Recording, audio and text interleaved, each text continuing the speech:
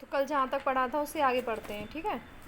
इन Akbar reigns, तो अकबर के समय में क्या हुआ था, ये जो जागीर थी इनको केयरफुली दिया गया था, यानी इस तरीके से एसेस करके दिया गया था कि रेवेन्यू भी मिले, और रेवेन्यू रफली कैसा होता था, सैलरी के इक्वल, ठीक है ना।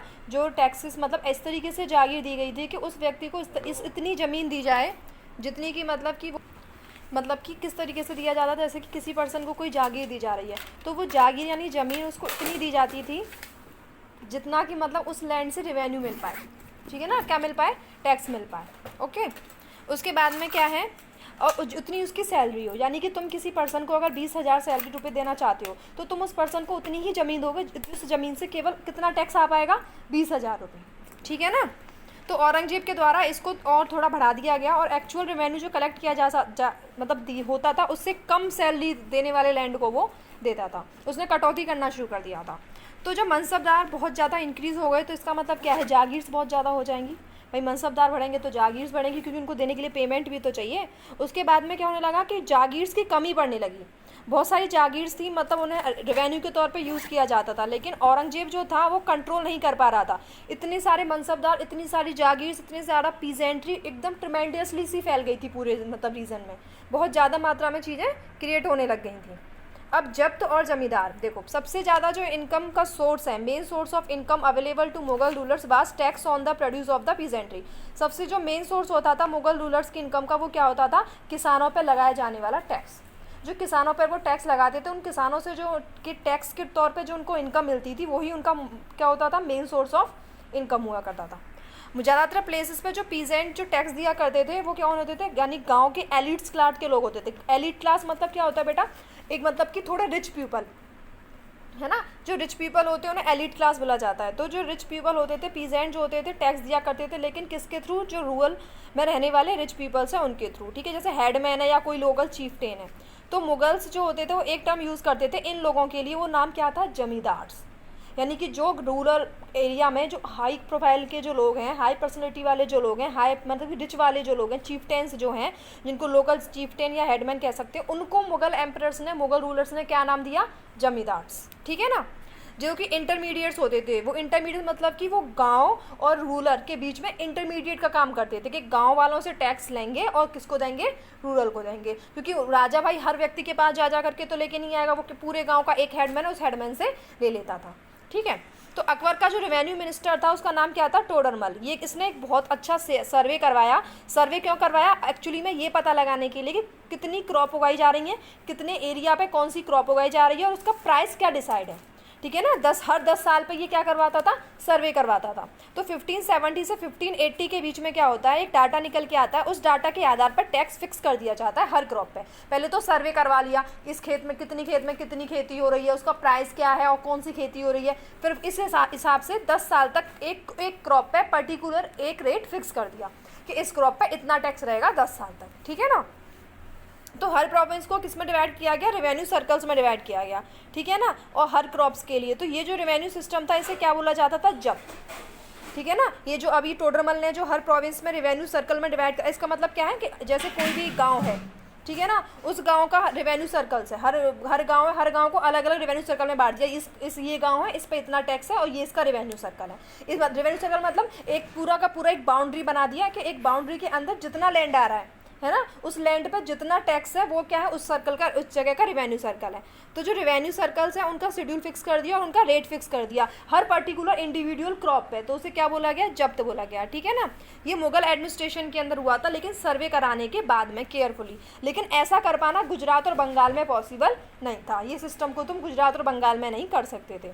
तो जो जमींदार थे, जमींदार्स के एरिया में क्या होता था, पावर्स के साथ डील हुआ करता था। मतलब कि मुगल एडमिनिस्ट्रेशन ने क्या करना शुरू करा, रेबेलियन एक्सप्लॉयटेशन करना शुरू करा। कभी कभी जमींदार्स और पीजेंट जो होते थे सेम कास्ट के, वो एक क्या कर देते थे, रिबेल कर देते थे मुगल अथॉरिटी के खिलाफ। क्योंकि हम कोई भी मुगल अथॉरिटी कोई भी कानून या कोई भी चीज़ फॉलो करने की कोशिश करेगी तो कभी भी ऐसा नहीं होता है कि सरकार के एक डिसीजन से सभी व्यक्ति खुश हों, है ना। कुछ व्यक्ति ऐसे होते ही हैं जो उस डिसीजन से खुश नहीं होते।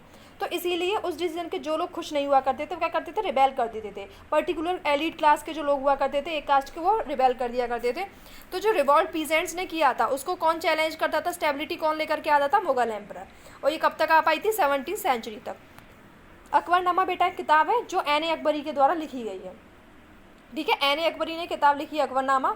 इसमें अकबर ऑर्डर कर रहा है अपने क्लोज फ्रेंड्स को और अपने कोर्टियर्स को, कोर्टियर मतलब कि उसके दरबार में उपस्थित व्यक्तियों को, ठीक है ना, उसके दरबार में उपस्थित व्यक्तियों को और अपने क्लोज फ्रेंड्स को ऑर्डर कर रहा है। अबुल फजल जो होता है इनकी हिस्ट्री को लिखते हैं। अबुल फजल ने इनकी हिस्ट्री अकबरनामा को 3 वॉल्यूम्स में लिखा है, ठीक है ना। कितने वॉल्यूम्स में लिखा है? 3 वॉल्यूम्स में लिखा है। यानी कि अकबरनामा जो है, जो अकबर की हुई कहानी है, जिसको लिखने वाले अबुल फजल्स हैं, उनको कितने वॉल्यूम्स में लिखा है? 3 वॉल्यूम्स में लिखा है, ठीक है ना। जो पहला वॉल्यूम है वो क्या बताता है? अकबर के पूर्वजों के बारे में बताता है, अकबर के एंसेस्टर के बारे में बताता है। जो दूसरा वॉल्यूम है वो क्या बताता है? अकबर के राज्यकाल के बारे में, कि अकबर ने अपने अपने राज्यकाल में क्या क्या किया। और जो तीसरा वॉल्यूम है वो है एन ए अकबरी, ठीक है ना। तीसरे वॉल्यूम का नाम क्या है? एन ए अकबरी। ये क्या बताता है? अकबर के एडमिनिस्ट्रेशन के बारे में, अकबर के हाउस होल्ड के बारे में, उसकी आर्मी के बारे में, उसके रेवेन्यू के बारे में, उसकी ज्योग्राफी के बारे में, और साथ ही बताता है ट्रेडिशनल और कल्चर के बारे में जो अकबर के टाइम पे लोगों के अंदर फॉलो था, ठीक है ना। तो मोस्ट इंटरेस्टिंग एक्सपेक्ट क्या है एन ए अकबरी का? कि रिच और स्टैटिस्टिकल डिटेल है, यानी इसमें पूरी डिटेल्स हैं। यहाँ तक कि क्रॉप के बारे में भी है, क्रॉप का प्राइस कितना था, लोगों का वेजेस कितने थे और रेवेन्यू कितना था, ये तक भी बताया गया था। लेकिन कौन से वॉल्यूम में? 3rd वॉल्यूम में। पहले में एंसेस्टर्स के बारे में, दूसरे वॉल्यूम के अंदर अकबर के रीन के बारे में, तीसरे वॉल्यूम के अंदर अकबर के एडमिनिस्ट्रेशन के बारे में, जिसमें सोशल, पॉलिटिकल, कल्चरल हर तरीके के बारे में बताया गया था। अब अकबर की पॉलिसीज़, सबसे ब्रॉड फीचर क्या था एडमिनिस्ट्रेशन का अकबर का? कि उसने क्या करा था? अबुल फजल के साथ में एलेबोरेटली अपने पूरे एडमिनिस्ट्रेशन को लिखवाया था, और जिसको क्या बोला गया? अकबरनामा बोला गया। और इसकी वॉल्यूम को, जो लास्ट उसकी वॉल्यूम है, उसके लास्ट वॉल्यूम का नाम क्या था? एन ए अकबरी, जिसके बारे में अकबर के एडमिनिस्ट्रेशन के बारे में लिखा था। जो लास्ट वॉल्यूम का पर्टिकुलरली नाम था एन ए अकबरी। तो अबुल फजल ने एक्सप्लेन किया है कि जो अकबर का एम्पायर था वो 2 प्रोविंस में डिवाइडेड था। अकबर का जो एम्पायर था वो प्रोविंसेस में डिवाइडेड था। उन प्रोविंसेस को क्या बोला जाता था? सूबा। क्या बोला जाता था? सूबा। यानी जैसे आज के टाइम पे हमारा जो इंडिया है वो स्टेट्स में डिवाइड है, हम उन्हें स्टेट्स कहते हैं, राज्य कहते हैं। अकबर का जो राज्यकाल था, तो अकबर ने अपने पूरे राज्यकाल को किस में डिवाइड कर रखा था? प्रोविंसेस में। उन प्रोविंसेस का नाम क्या था? सूबा, ठीक है ना। और उसको जो हेड करते थे उसका नाम क्या होता था? सूबेदार। और सूबेदार के पास 2 पावर होती थी, एक तो मिलिट्री पावर और एक क्या होती थी? Political power. सूबेदार के पास में पॉलिटिकल पावर मतलब वो वहाँ पर रह करके अपना राज्यकाल चला सकते हैं, लॉ एंड ऑर्डर मेंटेन कर सकते हैं, और साथ ही साथ अपनी मिलिट्री रख सकते हैं। तो इसका मतलब उनके पास में मिलिट्री फंक्शन भी होते थे। और हर प्रोविंस के पास में फाइनेंशियली ऑफिसर होता था। हर सूबा के पास में क्या होता था? अपना एक दीवान होता था, जो कौन होता था? उसका फाइनेंशियली ऑफिसर, जो टैक्सेस के लेन देन का रखेगा पूरा का पूरा रिकॉर्ड, कि कितना टैक्स आ रहा है और कितना इनकम किसको देना है, इसका पूरा रिकॉर्ड रखने वाले का नाम क्या था? दीवान, जो कौन होता था? फाइनेंशियली ऑफिसर, ठीक है ना। और उसके बाद में पीस और ऑर्डर मेंटेन करने के लिए हर प्रोविंस के अंदर सूबेदार और ऑफिसर्स को अपॉइंट करता था। जो मिलिट्री पे मास्टर होता था उसे क्या बोला जाता? बख्शी। जैसे मिलिट्री हेडमैन होता है ना, आज के टाइम पे जनरल बिपिन रावत थे, अब जनरल मनोज नरवणे हैं। इस तरीके से आज के टाइम पे जो उसके टाइम पे जो मिलिट्री होता था पे मास्टर, वो कौन होता था? बख्शी। क्या होता था उसका नाम? पे मास्टर का बख्शी। और जो मिनिस्टर होता था, जो रिलीजियस और चैरिटेबल कामों को देखा था, यानी धार्मिक कामों को देखा करता था, उसका नाम क्या होता था? सद्र, ठीक है ना। रिलीजियस और चैरिटेबल पैट्रोनेज जो देखा करता था उसका नाम क्या होता था? सद्र, रिलीजियस एंड चैरिटेबल पैट्रोनेज को। मिलिट्री कमांडर जो होता था उसका नाम क्या होता था? फौजदार। जैसे आज होते हैं ना कमांडेंट, आर्मी में कमांडेंट होते, ऐसे ही उस समय मुगल एम्पायर के समय मिलिट्री कमांडेंट को क्या बोलते थे? फौजदार। टाउन पुलिस कमांडर को क्या बोलते हैं? टाउन पुलिस कमांडर का मतलब क्या होता है बेटा? कोई एक पर्टिकुलर टाउन है, उस टाउन को देखभाल के लिए किसी एक ऑफिसर को अपॉइंट किया जाएगा तो उसको क्या बोला जाता था? कोतवाल। अब जो नूरजहाँ है उसके ऊपर जहांगीर के कोर्ट में नूरजहाँ का बहुत ज़्यादा इन्फ्लुएंस था। नूरजहाँ का जो नाम था वो था मेहरुनिशा। क्या नाम था? मेहरुनिशा। इन्होंने किससे शादी की? एम्परर जहांगीर से।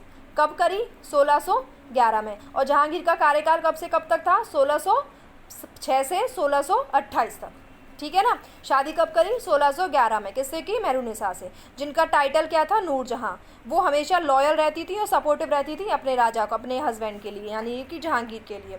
जहांगीर जो थे उन्होंने चांदी के सिक्के चलाए थे और अपने चांदी के सिक्कों पर अपनी वाइफ, अपनी बेगम का नाम स्टक करवाया था। उसका नाम स्टक करवाया था, क्या नाम लिखवाया था उस पर? क्यून बेगम नूरजहाँ।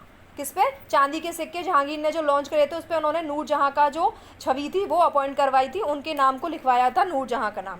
साथ ही साथ उन्होंने एक फरमान भी निकाला था, किसके नाम से? नूरजहाँ के नाम से। और क्या? एक सील पर निकाला था जिसमें command of her most sublime and elevated majesty Nurjahan Padshah Begum, ये उन्होंने लिखा था उसके अंदर। जो राउंड सील्स होती है ना, मोहर, मोहर बोला जा रहा है, तो जो मोहर होती थी उसमें क्या उन्होंने करा था? जहांगीर जो थे, she became as brilliant as the moon, Nurjahan Padshah as a lady as.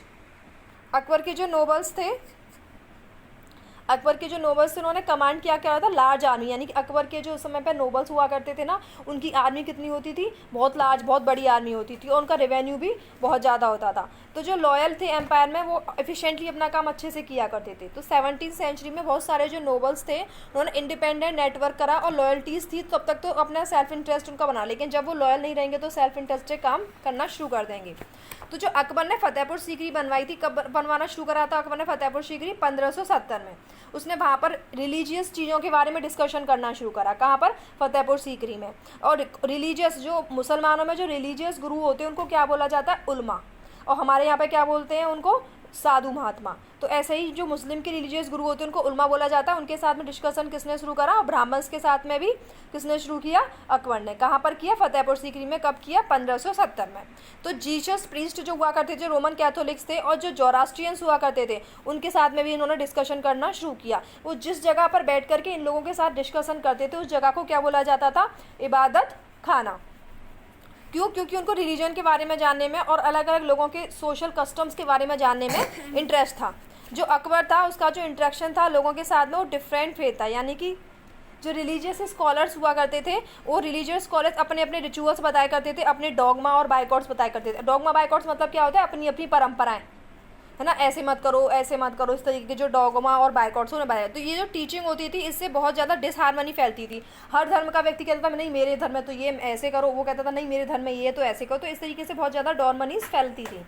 तो अकबर ने एक आइडिया लेकर के आया इस सब को हटाने के लिए कि अलग अलग धर्मों के लोगों के अंदर क्या हो जाए, एक तरीके से प्रेम भाव हो जाए, और हम अलग अलग धर्मों के लोगों को एक साथ ला करके रख सकें। तभी तो उसने इबादत खाने में हर एक धर्म के लोगों को बुला करके मीटिंग और डिस्कशन किया फतेहपुर सीकरी में। तो उसके लिए वो एक आइडिया लेकर के आया, उसका नाम क्या था, सुलह कुल, यानी यूनिवर्सल पीस। सुलह कुल को इंग्लिश में क्या बोलते हैं, यूनिवर्सल पीस, सुलह ई कुल। अब ये जो आइडिया था ये था टॉलरेंस का आइडिया था। इसका मतलब किसी भी धर्म के लोगों के प्रति, किसी भी धार्मिक आस्था के प्रति कोई भेदभाव नहीं किया जाएगा, यानी did not discriminate between people of different religion in this realism. ठीक है ना। इसके अलावा उन्होंने एथिक्स पे, ऑनेस्टी पे, यानी कि अच्छी चीज़ों पे, ऑनेस्टी ईमानदारी पे, जस्टिस पे, पीस पे भी ध्यान दिया। अबुल फजल ने हेल्प किया अकबर को क्या करने के लिए, गवर्नेंस फ्रेम करने के लिए, और उन्होंने आइडिया सुलह कुल का आइडिया आसपास पूरी तरह फैलाया। ठीक है ना। जो गवर्नेंस का प्रिंसिपल है वो किसके द्वारा फॉलो किया गया, जहांगीर के द्वारा और शाहजहां के द्वारा भी। यानी कि ये जो फॉलो हुआ था गवर्नेंस जो अकबर ने चलाया था, इसको आगे उनके बेटे और फिर उसके बेटे ने भी फॉलो किया। ठीक है। आगे Mughal empire in the 17th century after. ठीक है। अब क्या हुआ, जो एडमिनिस्ट्रेशन और मिलिट्री एफिशिएंसी थी मुगल एम्पायर की, इसकी वजह से इकोनॉमिक और कमर्शियल प्रॉस्पेरिटी आई। अगर किसी भी राजा का एडमिनिस्ट्रेशन बहुत अच्छे से चल रहा है और उसकी सेना भी बहुत पावरफुल है तो उस राजा के दरबार में ऑटोमेटिकली इकोनॉमिक और कमर्शियल प्रॉस्पेरिटी आना कॉमन है, यानी इकोनॉमिकली भी उस पर कोई प्रॉब्लम नहीं आएगी और साथ ही साथ कमर्शियली यानी व्यापारिक लेन देन भी उसका अच्छा रहेगा। इंटरनेशनल जो ट्रैवलर्स आए थे इस समय में, उन्होंने बताया है कि इस समय कैसे फेवेबल लैंड ऑफ वेल्थ बन गया था भारत। ठीक है ना। कुछ विजिटर्स आए जिन्होंने भारत में गरीबी को भी दिखाया, साइड बाय साइड ग्रेट एपुलेंस को भी दिखाया, इनइक्वालिटीज़ को भी दिखाया। जब शाहजहां का कार्यकाल था तो उसमें जो मनसबदार की हाईएस्ट रैंकिंग थी, वो हाईएस्ट रैंकिंग क्या थी, 445 इन नंबर्स, यानी कि टोटल मनसबदार कितने थे शाहजहां के समय में, 445 मनसबदार थे शाहजहां के कार्यकाल में। और जो टोटल था उनका इनकम कितना था, 8,000। ठीक है ना। स्मॉल नंबर सबसे छोटा 5.6% ऑफ टोटल मनसबदार जो होते हैं वो कितना रिसीव करते थे, 61% पैसा, यानी 61% जो रेवेन्यू था वो केवल मनसबदार कितना परसेंट लोग रिसीव करते थे, 5.6%। यानी कि ये कौन से लोग होंगे जिनके पास हाई जाट और हाई वो होगा, मनसब होगा। हाई मनसब और हाई जाट वाले लोग जो थे, जो 5.6% थे, उनको कितनी सैलरी मिलती थी, 61.5% ऑफ द टोटल रेवेन्यू। ठीक है। तो जो मुगल एम्परर थे और मनसबदार थे वो बहुत ज़्यादा अपनी इनकम और सैलरी और गुड्स पे बहुत ज़्यादा खर्च किया करते थे। इससे उनको क्या बेनिफिट होता था, आर्टिशियंस को बेनिफिट होता था और पीजेंट्री को बेनिफिट्स होता था, क्योंकि उन्हें नए गुड और प्रोड्यूस सप्लाई करने को मिलते थे। रेवेन्यू कलेक्शन जो था, इन्वेस्टमेंट और प्राइमरी प्रोड्यूसर पीजेंट्स और आर्टिशियंस थे, और इन सब में जो पुअर था वो क्या था, वो पुअरेस्ट सिचुएशन ये थी कि एडिशनल सोर्स जैसे कि टूल है, सप्लाइज है, प्रोडक्टिविटी बहुत ज़्यादा अगर नहीं हो रही है, जो मतलब अमीर पीजेंट हुआ करते थे वो आर्टिशनल ग्रुप में चले जाते थे, व्यापारी बन जाते थे, बैंकर्स बन जाते थे। ये क्या बनाता है, एक इकोनॉमिक वर्ल्ड बनाता है ये सब लोग मिलकर के। तो बहुत ज़्यादा वेल्थ, अच्छी कमांड और उसके साथ में powerful group of people 17th century तक था। तो मुगल एम्परर धीरे धीरे करके डिक्लाइन भी होने लगा क्योंकि बहुत सारे सर्वेंट्स इमर्ज होने लगे। पावर जो थी, पावरफुल सेंटर जो थे, रीजन जो थे, वो इमर्ज होने लगे और नई नई डायनेस्टीज़ बनने लगी, जैसे हैदराबाद में बनी, अवध में बनी, ठीक है ना। मुगल एम्परर दिल्ली में केवल मास्टर बन के रह गए 18th सेंचुरी तक। उसके बाद में वो अपनी पावर को कंसोलिडेट नहीं कर पाए और एंड में जाकर मुगल एम्परर का क्या हो गया, ख़त्म, ठीक है ना। ये इसमें ओटोमन तुर्की के बारे में बता रखा है, ठीक है ना। इस 1520 से 1566 तक के बीच में ओटोमन तुर्की के बारे में बताया, जहाँ पे सुल्तान सुलेमान थे। कौन थे? सुल्तान सुलेमान थे। कब से कब के बीच में? 1520 से 1566, यानी 1520 से 1566 के बीच में सुल्तान सुलेमान थे ओटोमन तुर्की में। और ओटोमन स्टेट जो था वो यूरोप तक एक्सपेंड हो चुका था। उसने हंगरी को भी जीत लिया था और ऑस्ट्रिया को भी जीत लिया था, यानी कि ओटोमन एम्पायर ने हंगरी और ऑस्ट्रिया दोनों जगहों को जीत लिया था। और साथ ही साथ उन्हें बगदाद, इराक को भी जीत लिया था। और जो नॉर्थ अफ्रीका है वहाँ पे मोरक्को है, ओटोमन अथॉरिटी है। सुलेमान जो थे वो रिकन्स्ट्रक्ट कर रहे थे क्या, अपनी आर्मी, ओटोमन नेवी कंस्ट्रक्ट कर रहे थे। मेडिटेरियन सी भी उन्होंने अपने कंट्रोल में ले ली थी। स्पेन के साथ उनका कंपटीशन बढ़ गया था। अरेबियन सी में उन्होंने पोर्तुगीज तक को चैलेंज कर दिया था, ठीक है ना।